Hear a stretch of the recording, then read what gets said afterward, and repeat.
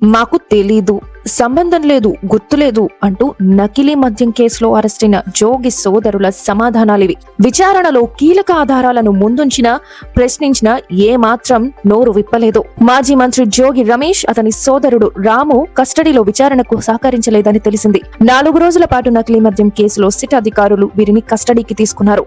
ప్రశ్నించేందుకు మొదటి రోజు 30 నిమిషాలే దొరికింది. ఇంకో రోజు కస్టడీ కావాలని కోర్టులో వేసిన పిటిషన్ కు అనుమతి లభించడంతో ఆదివారం కూడా విచారించారు.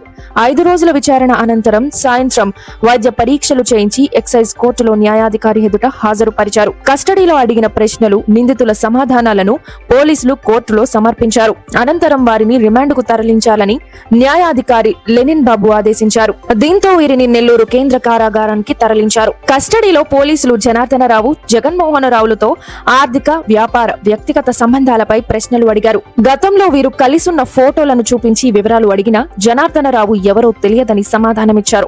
జోగి రాము, జనార్దనరావు మధ్య 18 కాల్స్ ఉన్నాయి.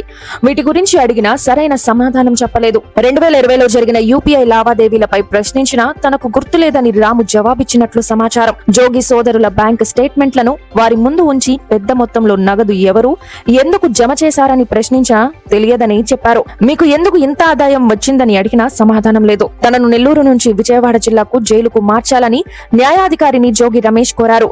కస్టడీ అనంతరం న్యాయాధికారి ఎదుట హాజరు పరిచినప్పుడు జైలు మార్పు గురించి అడిగారు. దూరమైనందున బెజవాడకు మార్చాలని కోరారు. ఇక్కడ ఖాళీలు లేవని చెప్పి నెల్లూరు కారాగారానికి తరలించాలని జడ్జి ఆదేశించారు.